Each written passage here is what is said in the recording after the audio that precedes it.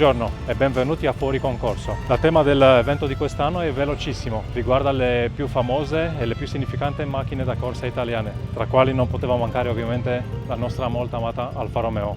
Abbiamo qua con noi Stefano Agazzi dell'Alfa Romeo Heritage che ci potrà educare su qualche particolare di queste macchine che abbiamo qua con noi. Buongiorno a tutti, dopo l'ingresso non poteva non esserci sulla griglia di partenza del Formula 1 l'Alfetta 159 del Museo di Arese. Mi piace che è in pole position.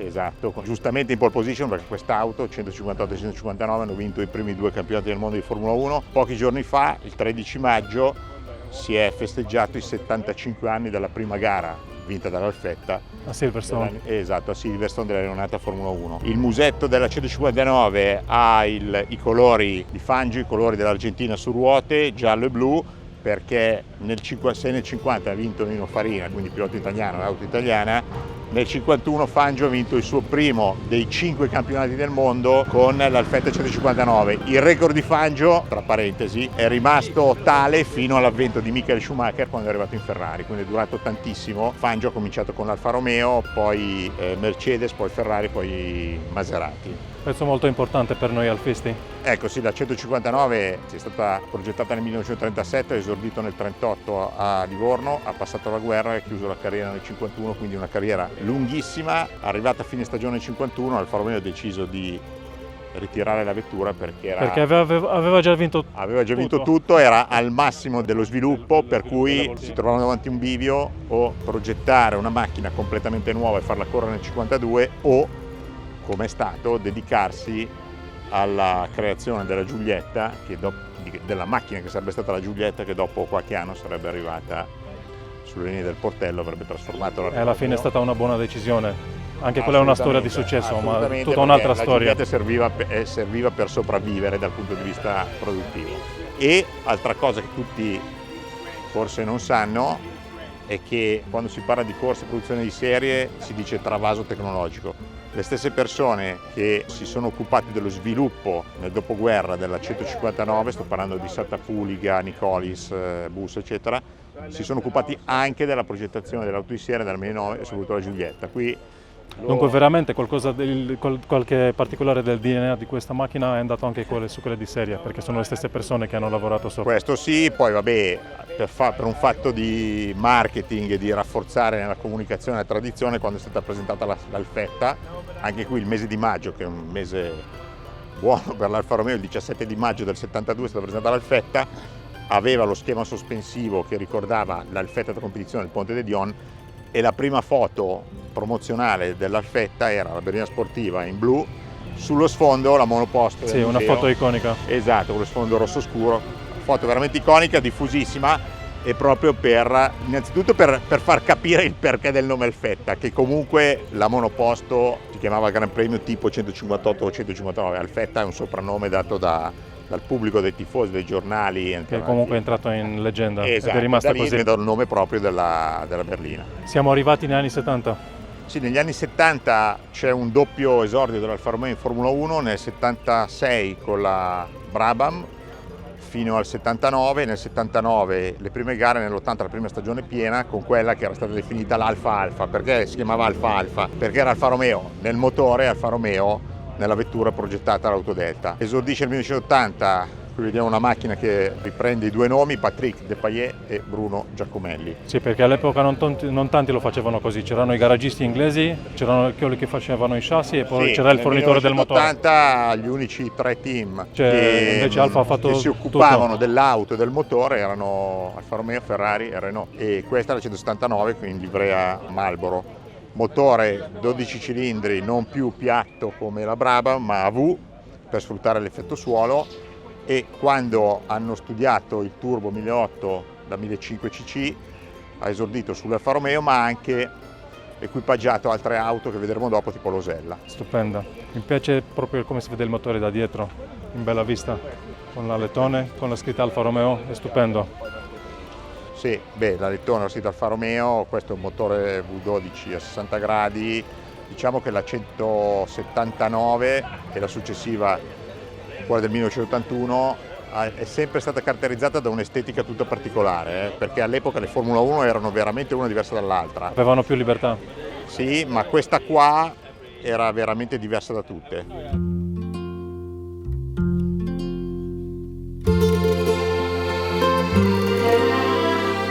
Qua comincia casa nostra, si chiama Casa Alfa Romeo e c'è un spazio appositamente esclusivo separato solo per Alfa Romeo durante il fuori concorso. Per entrare abbiamo questo tunnel dove sono esposte le foto originali delle macchine che vedremo più avanti. Ecco, questa foto è originale, come originale, cioè quest'auto fotografata in Sicilia in un passaggio alla Targa Florio del 1930, quindi 95 anni fa, quasi un secolo. Questa è la P2 versione 1930 con il numero 30. Questa stessa macchina la ritroveremo in esposizione, che è una P2 appunto versione 1930 guidata da Varzi, che ha vinto quell'edizione della Targa Florio in modo anche un po' sofferto, perché poi vedrete, vi spiegherò il perché la macchina tra l'altro in corsa ha avuto un mini principio di incendio e Varzi ha vinto e ha segnato una delle 10 Targa Florio vinte dall'Alfa Romeo. Poco più avanti c'è la Targa Florio del 1975 in cui Merzario e Vaccarella hanno vinto l'edizione di quell'anno, la 33 TT12 che ritroviamo in esposizione, in questo caso in Sicilia, utilizzata come vedete dalla coda corta perché gli ingombri dell'auto nelle curve siciliane imponevano una coda corta. La 33 TT12 è stato uno dei pochi prototipi di quegli anni, prototipi del campionato prototipi, quindi 500 cavalli eccetera, che si è imposto alla Targa Florio. Lo diciamo per onore di cronaca, ci aveva provato anche la Porsche con la 917 ma l'ha usata solo in prova perché era stata ritenuta eccessiva per le strade siciliane. Alfa ha pure vinto con questa Sì, soluzione. nel luglio addirittura con temperature infuocate, luglio del 1975. Qua invece abbiamo la 1000 miglia. Sì, questa è la 1000 miglia 1930, tra l'altro l'auto è una 6C 1750 Gran Sport, inconfondibile, come vedremo un modello simile sempre in esposizione con i 3 fari rossi. 6C 1750 Gran Sport ha vinto nel 1930 la 1000 miglia con niente po' di meno che Tazio Nuvolari e Giovanni Battista Guidotti come meccanico navigatore. Nuvolari è stata la prima delle sue 2000 miglia vinte, sempre con Alfa Romeo. La 1750 in quell'anno, con la guida Nuvolari, ha vinto battendo il record dei 100 km all'ora di velocità media su tutto il percorso. No? Qui sono state messe casualmente una vicino all'altra, di là c'è Stirling Moss che nel 1955 ha battuto i 150 all'ora, con una differenza. Nel 1930 il 90% delle strade erano bianche, quindi sterrate, nel 1955 no. E con macchine ovviamente diverse. Sono passati 25 anni per superare quel record. Esatto, 25 anni con una guerra in mezzo, con l'evoluzione delle auto e i piloti differenti. Appena entrati nella casa Alfa Romeo si comincia con la grande bellezza corsaiola. Sì, è vero, hai definito bene, grande bellezza, ma non è una bellezza fine a se stessa, nel senso che è bellezza e contenuto, quindi tanto per fare un altro riferimento, la bellezza necessaria, no? In questo caso, come nel caso di tutte le auto che sono qui esposte. Questa è una 6C 2003 B tipo 1000 miglia, carrozzata Touring con il metodo superleggera. Questa è un'auto da gran turismo che è stata utilizzata anche nelle corse e se lo si pensa con la mentalità attuale si fa quasi peccato utilizzare una macchina così bella per correre. Pure Tottora, l'ho visto nelle ultime edizioni della 1000 miglia.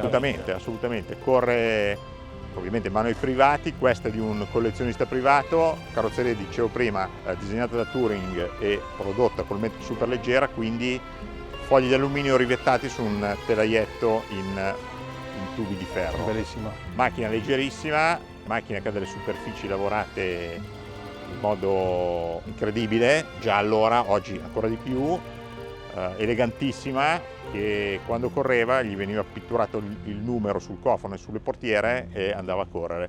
Gli interni sono interni lussuosissimi, in pelle, da vettura sportiva di quegli anni, e la targa è la sua targa originale, Milano 6, quindi con una numerazione a 5... Ma è una targa, scusami, mi sono sempre chiesto, è una targa legale in Italia? Non c'è l'obbligo di cambiare le targhe, le vecchie targhe?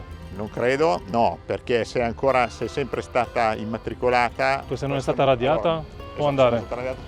Questa non so se la targa è la sua originale e circola con questa targa, però se non è stata radiata La macchina ha sempre il suo perché di avere una targa nera, di avere la targa originale. Sì, poi con questa numerazione bassa. Come diceva un'amica nostra, peccato per la targa. Questa invece è una macchina che io la conosco bene, è la macchina dei nostri amici della OKP Racing Club, è una macchina che gareggia nell'Alfa Revival Cup, è una macchina che l'abbiamo anche in un articolo nella nostra rivista ed è una Giulia Sprint GTA. Sì, Giulia Sprint GTA che quest'anno anche lei festeggia i 60 anni, lanciata nel 1965 per le corse turismo, è stata il riferimento per qualche anno nelle corse turismo perché ha vinto tutto e dappertutto, perché ha avuto il pregio la GTA di correre in tutto il mondo, chiaramente dall'Italia, da tutta l'Europa, nel Nord America, Brasile, Venezuela, Angola, Sudafrica, veramente in tutto il mondo. E se prima abbiamo visto la 6C 2003 carrozzata Touring, Gran Turismo, che correva 1000 miglia eccetera, grandi corse su strada, qui un'altra Gran Turismo, siamo 30 anni più avanti, quindi nel 1965, un altro mondo dell'automobile, ma anche questa è una Gran Turismo pensata dall'Autodelta per le gare.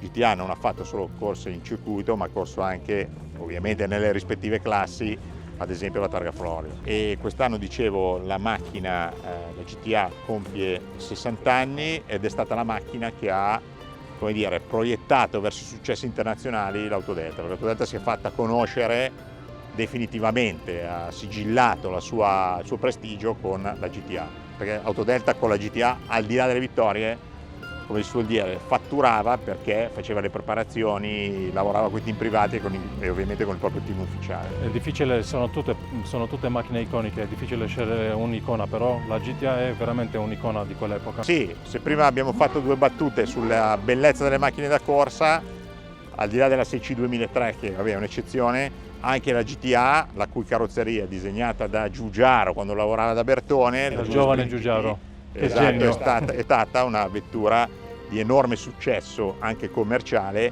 e la linea della GTA è quella della Giulia Sprint GT. Ed è bellissima perché ha vinto, no? Come diceva qualcuno, anche lui famoso, la macchina bella è quella che vince, e questa ha stravinto. Non ci sono in questo caso appendici aerodinamiche che tra virgolette sporcano la linea, ci sono solo colori, c'è la mancanza dei paraurti perché all'epoca era così, ma questa era. Sì, veramente gran bel pezzo.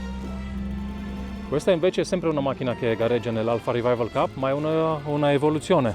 Sì, la GTA nasce con il motore 1600-1570 della Giulia, anche se la Giulia c'era 1003, e nel 68 viene presentata la GTA 1003 Junior, questo è il nome ufficiale, con la carrozzeria che di base è praticamente identica alla GTA e viene lanciata nel 68 ancora con i parafanghi stretti, con una fascia bianca con il quadrifoglio bianco, in due colori, così come la 1006, prodotta rossa o bianca. All'inizio degli anni 70 la carrozzeria della GTA 1003 Junior subisce un'evoluzione perché vengono introdotti parafanghi allargati con ruote molto più larghe come permesso dai regolamenti, e a fine carriera agonistica della 1003, e la 1006 l'aveva già finito sostanzialmente, la preparazione Autodelta del motore portava ad avere più cavalli sul 1003 che sul 1006, quindi la macchina... Perché a livello estetico già lo fa sembrare un po' la GTAM, allargata. Sì, così. assomiglia un po' alla GTAM, però la GTAM, che è sempre nella famiglia delle Giulia Sprint GT da corsa, non è una vera GTA perché non è in alluminio innanzitutto, sì. E qui dico una cosa perché per dare una chiarezza sulle sigle, GTAM vuol dire GT, Gran Turismo, AM sta per America, non c'entra niente maggiorata, modificata. Allora non è modificata. Assolutamente no.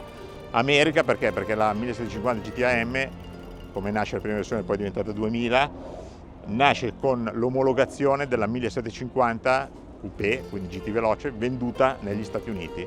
Infatti un particolare, le Giulia GTAM da corsa. Abbiamo chiarito anche questa cosa, esatto, bisogna rimanere nella storia. GTAM cioè vuol dire America. Il tachimetro in miglia, no? Perché venivano vendute negli Stati Uniti, poi il tachimetro si cambia, va bene, però nasce dalla versione America ed è completamente in acciaio, non è in alluminio. Questa invece l'abbiamo appena festeggiato. Sì, questa è un Alfa 75 da corsa gruppo A, non è turbo, attenzione, ma è la 2005 V6 preparata. Quest'anno la 75 festeggia 40 anni presentata anche qui a maggio dell'85, maggio Nell'11 maggio, è un mese particolare. che l'abbiamo appena festeggiato, Esatto, col grande evento del Museo Storico. Esatto, per l'Alfa Romeo, presentata alla 75, che si chiama così per i 75 anni della casa, 1910-1985. Come tutte le berline sportive dell'Alfa Romeo, anche la 75 ha corso. La 75 ha corso in due vesti sostanzialmente. Il gruppo A aspirato con la 2005 come questa all'inizio e qualche 3000 e la Turbo Evoluzione. Questa è una macchina importante per diversi motivi. Primo perché è una delle prime prodotte, quindi è già in gara Dall'inizio, dal 1986, diciamo così.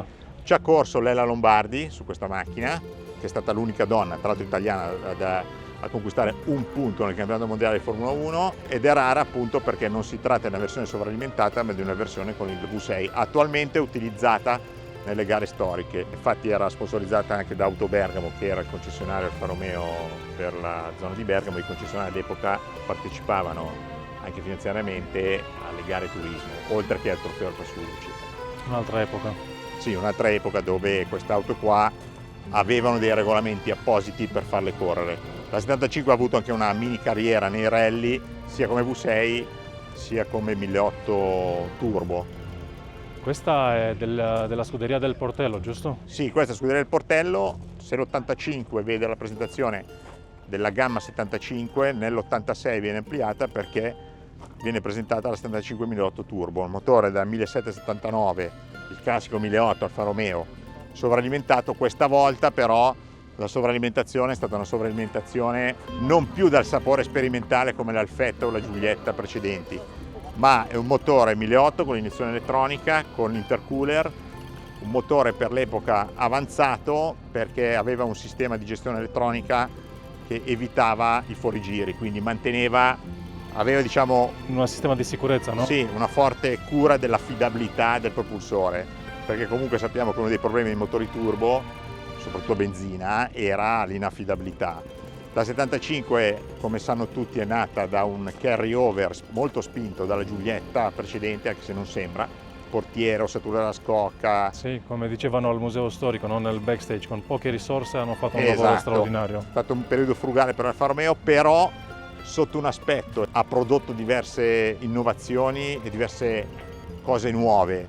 L'aspetto dei motori, 75 il turbo, la doppia accensione, Twin Spark, che è diventato anche un marchio commerciale se vuoi, anche se non è stato ovviamente solo Alfa Romeo. Alfa Romeo è in questa fortunata posizione di avere nella sua lunga storia tanti nomi iconici. Sì. Che Sì, Twin Spark vuol dire doppia accensione, doppia candela, il motore Grand Prix 1914, quindi veramente più di 100 anni fa, aveva già la doppia accensione. La doppia accensione poi è riapparsa sui motori da corsa, sulle GTA, le TZ, e poi perché la 75 Twin Spark è importante perché ha portato la soluzione della doppia accensione nelle vetture di serie, quindi vetture di che lo grande vedremo più produzione. avanti in una delle ultime Alfa Romeo prodotte, una Sì. delle ultime Alfa Romeo svelate. Sì. Lo vedremo più avanti. Esatto, e dicevo il Twin Spark, dicevo poi la 75 è nata anche con quella lì appunto stradale, la 75 con i 6 cilindri a V, che è stato il primo caso nel segmento delle compatte in cui Alfa Romeo ha messo nel cofano un motore così frazionato, ed è arrivato anche il 3000. Quindi dal punto di vista dei motori la 75 ha continuato e implementato un grande percorso. Aveva una grande gamma di motori. Sì, anche sui diesel, che tra l'altro cominciavano a prendere piede in Italia il 2000 e il 2004, perché fatti dalla VM, eccetera. Ecco, questa è una turbo evoluzione per il superturismo italiano, e già si vede che è un'auto fatta per le gare turismo, che veniva venduta soprattutto alle scuderie private che beneficiavano delle impostazioni aerodinamiche fatte dalla casa, perché all'epoca nel gruppo A e nel superturismo, se dovevi utilizzare soprattutto nel gruppo A, degli alettoni o dei perfanghi allargati, dovevi produrre un certo numero di auto fatte così per avere l'omologazione. Quello era forse un vicolo un po' stretto, perché comunque dovevi farlo. La 75 è esordito a Monza nell'87, il campionato del mondo turismo, e aveva un parterre di piloti che oggi sembra incredibile, perché c'era Michael Andretti, Nannini, Patrese, c'era Giorgio Francia, che lo vediamo qui scritto sui vetri in perspex posteriori della 75 Turbo. Dopo la 75 è arrivata sia la 155 e la 156. Sempre a proseguire sulla strada delle gare turismo, abbiamo la campionessa che conosciamo tutti, la 155. Sì, la 155 ha vinto un sacco di corse, un sacco di campionati, ma viene ricordata soprattutto per la vittoria nel DTM del 1993, dopo che gli anni precedenti il DTM era praticamente monopolizzato dalle case tedesche. Nel 92 aveva vinto la Mercedes con la 190E, 16 valvole, e arriva la 155 in configurazione 93, quindi non come questa ma differente, con una livrea molto vistosa, rosso con la croce biscione bianchi, che è stata una livrea che è passata alla storia perché era nel panorama, anche sulla griglia di partenza capivi che quella lì era una Alfa Romeo, una 155. La 155 usava all'anteriore il motore con il basamento del 6 cilindri del 2005, la vettura, come potete intuire anche da quello che vedete da questa, era praticamente una vettura molto esasperata, quasi uno sport prototipo. La veste aerodinamica del 93 era meno evoluta di questa qua, che dovrebbe essere del 94 o del 95. Nel 93 ad esempio la veste aerodinamica permetteva una libertà al di sotto della linea immaginaria che collegava i mozzi delle ruote, quindi sotto c'era la libertà, sopra doveva avere la carrozzeria dell'auto di serie. Perché il DTM si basava sul fatto che volevano far correre auto che ricordavano quelle di serie per dare un impulso alla produzione, per promuovere il prodotto. Tranne ovviamente l'alettone posteriore, che doveva avere delle sagome particolari, ma era sempre un'ala. Le livree del DTM erano vivacissime, originali.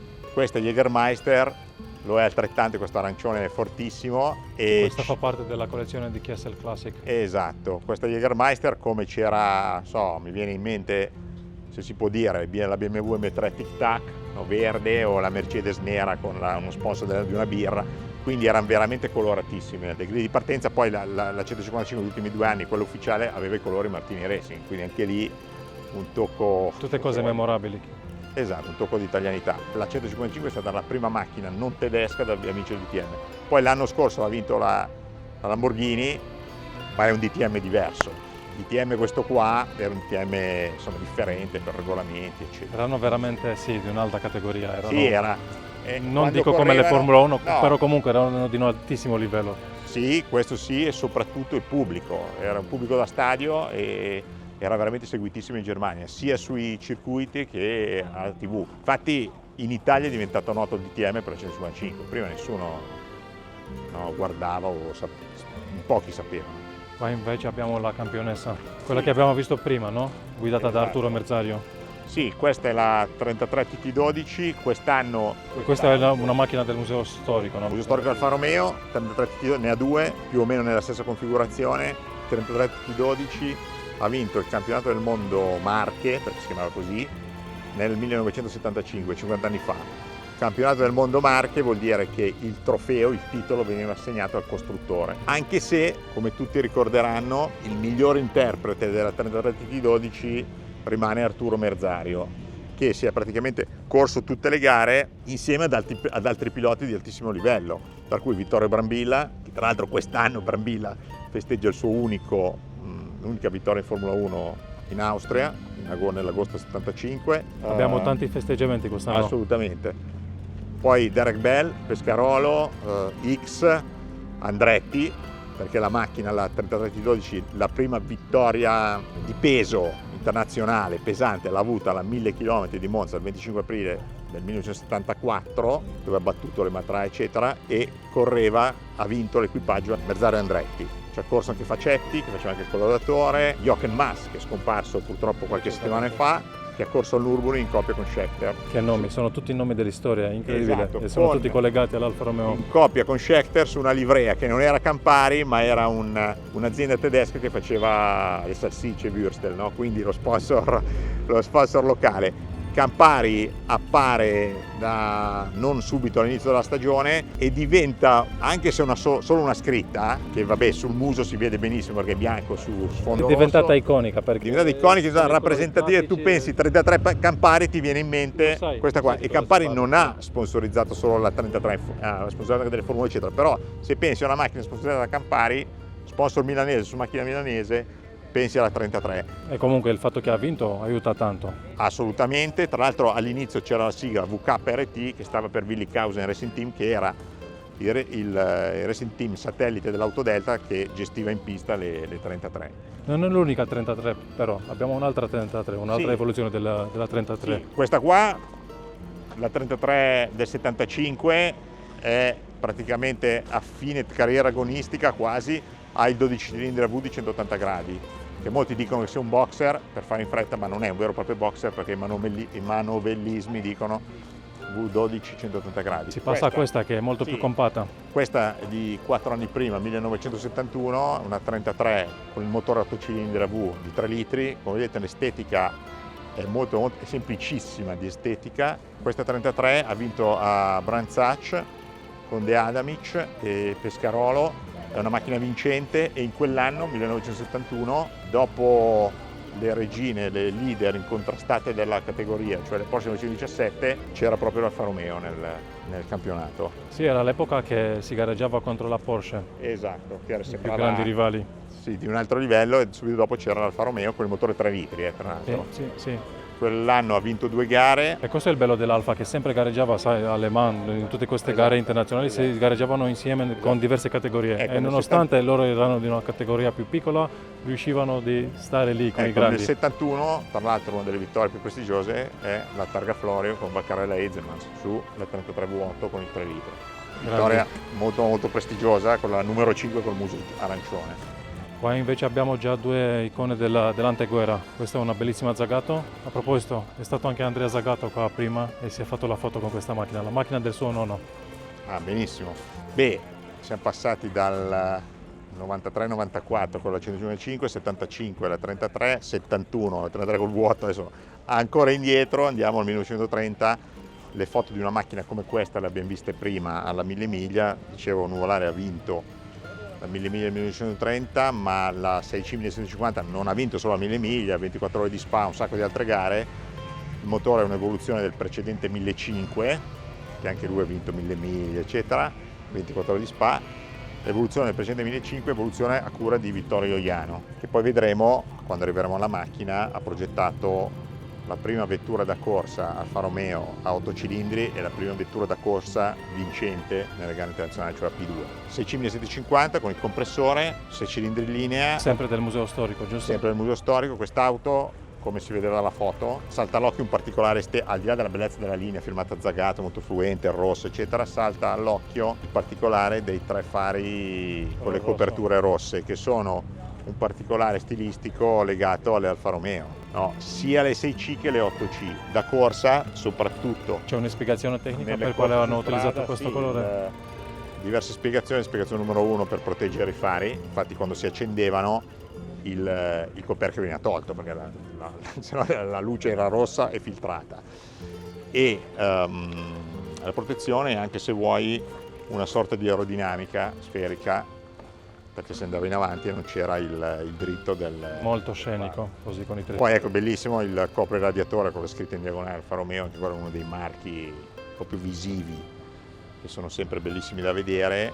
Che è stato ripreso un po' sulla nuova Junior. Esatto, la scritta in diagonale, in corsivo, classica, posta sui radiatori delle macchine anni 20, 30, 40, 50. Pure questa è bellissima, anche se non è un colore particolare dell'Alfa, no? Questo Grigio. non è un colore particolare dell'Alfa, ma era un colore diffuso sulle auto acquistate per il turismo, quindi per circolare sulle strade. Poi magari correvano con questo colore, ok. Dunque il grigio è cominciato ad andare un po' di moda anche prima della guerra.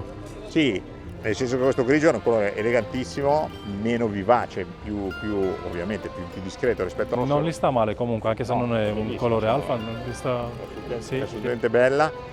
La 1050 ha corso in rosso e non solo quella, perché come sappiamo benissimo, dato che ci rifacciamo a velocissimo, il colore delle auto italiane nelle corse è sempre stato il rosso, poi di diverse tonalità, cambiato, ok, va bene. Per me è diventato così che un Alfa Romeo deve essere rossa, non deve essere... Sì. Alfa Romeo c'è tanti bei colori, però sì, nell'immaginario collettivo l'Alfa Romeo deve essere rossa. Soprattutto quelle da corsa. Sì. Questa è grigia con queste bellissime valigione esterne in pelle. Ecco, il motore 8 cilindri esordisce con l'OTC 2003 con 155 cavalli, fatto progettato da Iano, e sono 2 monoblocchi da 4 cilindri con in mezzo la cascata di ingranaggi che serve da distribuzione. Motore particolare perché quello della P2 è un 8 cilindri in linea monoblocco in linea da 8, questo sono 2 da 4, esordisce con un solo compressore che serve per 2 blocchi, poi viene evoluto con 2 compressori ciascuno per ciascun blocco di 4 cilindri. Ecco, il motore 8C nasce nel 1931, vince tutte le corse tranne forse tranne Indianapolis, arriva a una carriera agonistica lunghissima perché finisce Dopo la guerra. Sto parlando delle gare di peso, gare importanti, con la 1000 miglia del 1947 con l'8C 2009 bilungo, in cui corre il Romano, che era il concessionario di Brescia, con Biondetti, che era stato assunto lì al momento perché non aveva il pilota Romano. Corre la 1000 miglia del 47 con il motore senza il compressore perché non era previsto dal regolamento, quindi modalità aspirata, però anche lì, se prima abbiamo visto la 6C 2003 rosso scura correre, lì correva un 8C 2009 bilungo, quindi una Gran Turismo top di gamma che si è fatta la 1000 miglia con la pioggia nel 1947 e ha vinto. Questa invece è la P2, no?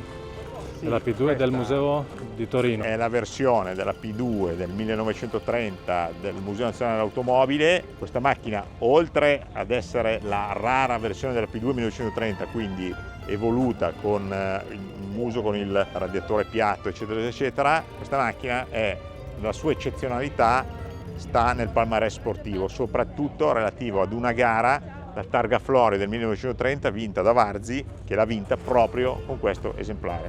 Prima ho fatto riferimento alla vittoria che è stata sofferta perché questa P2... Sono ancora tracce di quella sofferenza? Diciamo che la macchina è conservata, diciamo così, e che la P2 non era l'unico caso, ha corso con la ruota posteriore di scorta posta in verticale, longitudinale. Per gli scuotimenti la ruota ha fessurato il serbatoio e la così macchina, che è cominciato il fuoco. Sì, ha toccato il tubo di scarico che era incandescente, c'è stato un principio di incendio, ci sono delle foto che forse noi non abbiamo in cui c'è il meccanico che correva con Varzi che con la sua giacchetta, con un qualcosa di una coperta, ha soffocato le fiamme e sono arrivati a vincere la Targa Florio. Un eroe, macchina, in tutti un i eroe sensi. Con la P2 1930. P2 ha vinto 5 anni prima, nel 1925, e quest'anno di nuovo, sono 100 anni. Abbiamo un riferimento storico per quasi ogni tutte. macchina. Ecco, la P2 ha vinto il primo campionato del mondo automobilistico, è il primo dei 5 campioni del mondo dell'Alfa Romeo. Comunque, P2. anche se ha danneggiato, questo particolare della ruota così in posizione verticale, incastrata, è bellissimo. Sì, è bellissimo perché è molto aerodinamica, Sì, le permette di mantenere un posteriore affusolato, e la P2 è stata la prima auto progettata da Vittorio Iano ed è stata la prima auto vincente dell'Alfa Romeo, allora gestita, e il cui titolare era ancora l'ingegner Romeo. Nata vincente. Assolutamente sì. Visto che siamo al lago di Como, abbiamo anche una barca qua, pure motorizzata Alfa Romeo. Guarda che belle, il rialbero in bella vista. Sì, l'Alfa Romeo ha anche una carriera, anche se in pochi lo sanno, nella motonautica con Poco questo tipo di conosciuta, scafi. però ha lasciato il suo segno. Assolutamente, è stato utilizzato con il motore dell'Alfetta 159 di Formula 1. Qui in questo caso siamo negli anni 70 forse, con il 4 cilindri bialbero utilizzato per la motonautica. L'Autodelta aveva fatto anche una preparazione, è stato usato il motore vuoto della Montreal Marino per far correre i motoscafi. 4 cilindri bialbero, però lì è pure bastata per ottenere il record del mondo di velocità e essere campione del mondo. Esatto. Ecco, guarda, Piccola ma 74-75, esatto. Qua invece abbiamo le altre leggende di Carlo Chitti. Stupende tutte e due. C'è sempre una controversia, quale ti piace di più, la TZ1 o la TZ2? A me personalmente piace la TZ2, non per la sua rarità, ma proprio per le sue forme più La voluttuose. TZ2 è uno dei pochi casi, perché non sono tanti, di automobili da corsa definibili belle esteticamente. Vero. Questa, come all'ingresso c'è anche una Ferrari GTO, Sì. per esempio, no? E Sì, alcuni la chiamano la Baby GTO. esatto. E infatti rispetto alla TZ, che già è bassa, questa è ancora più bassa, è proprio un'evoluzione. Questa macchina qua, parlavamo prima del doppia accensione, ha un 1600 della Giulia, carter secco a doppia accensione, raggiunge i 170 cavalli, e proprio per il peso minimo che ha, Pure lei piccola ma efficace. efficace e compattissima, 250 all'ora di velocità massima, per cui una macchina sì che correva nella categoria da 1,6 litri, ma che dava fastidio alle auto più potenti proprio per le sue caratteristiche. L'aerodinamica Qua ovviamente è molto meglio rispetto alla TZ perché è più bassa. È un'evoluzione alla fine. Esatto. Però il stile originale, sai, nella storia di Alfa Romeo, l'Alfa Romeo la Zecca, anche se è una Zagato, una carrozzeria Zagato, la Zecca per la prima volta che stanno provando, anche se la TZ1 è la più giovane, come stile l'hanno azzeccato dall'inizio. Sì, assolutamente. Ha vinto pure lei. Qui vabbè, il particolare stilistico che passa all'occhio, al di là della bellezza di tutta la macchina, è lo scarico laterale sotto la portiera bassissimo. Che si trova anche nell'epoca moderna, si trova su poche macchine. Sì. Mi sa che, ma così a memoria, la Dodge Viper ce l'ha, per dire, ma non è una soluzione che si usa spesso. No. Ed eccoci arrivati all'ultima grande bellezza della famiglia Alfa Romeo, la macchina che ha vinto l'anno scorso proprio qua, vicino a Villa d'Este, il trofeo per il più bello concept, per il più bel prototipo che è stato esposto. Sì, la 33 stradale, e mi riferisco a quella del 67, è stata una vettura significativa soprattutto dal punto di vista sia dell'aspetto estetico, perché poi ha generato tutte le diverse proposte stilistiche che sono in esposizione al Museo Alfa Romeo, proposte stilistiche di quegli anni lì, quindi fine dei 60 e dei 70, sia dal punto di vista della struttura tecnica, la particolare predisposizione del telaio, il serbatoio, il vuoto, eccetera. E questa qui ripropone i concetti sia tecnici che se vuoi anche stilistici della sua mamma, diciamo così, del 1967. Chiaramente se proiettata nel 2025 un'auto da utilizzare su strada nel 2025 risponde a degli standard di sicurezza sia attiva che passiva completamente diversi da un'auto del 1968. Come abbiamo visto al Balocco è una macchina moderna che si guida, che si può guidare, è confortevole. Non è una macchina estrema. Esatto, non è una macchina estrema, chiaramente ha la sua parte di elettronica, anche se, come dire, l'elettronica con cui sono soprattutto la parte digitale e infotainment su quest'auto è trattata in modo molto discreto, come ad esempio lo schermo che fuoriesce praticamente dal sottoplancia. Questo vuol dire che è una macchina non che è analogica, che è vecchia, ma che comunque dà il gusto del manufatto, delle cose da toccare e non è solo... Riproporre un stile di guida con le cose essenziali. Esatto, che infatti tutte le macchine da corsa che abbiamo visto qua, proprio tutte, dalla P2, che è quella più anziana, all'Alfetta di Formula 1, alle TZ, alla MS50, alla DTM, alla 33, si vede la plancia degli strumenti dell'ufficio del pilota sono veramente ridotti all'osso e c'è solo il necessario. Ed ecco, anche questo è un fil rouge che lega tutte, non necessariamente l'aspetto esterno, non necessariamente l'esteriore, il design esterno, però gli interni che sono essenziali. Esatto, proprio così. Grande Stefano, grazie per averci accompagnato in questo giro. Figurati. Alla prossima. Ok, ciao.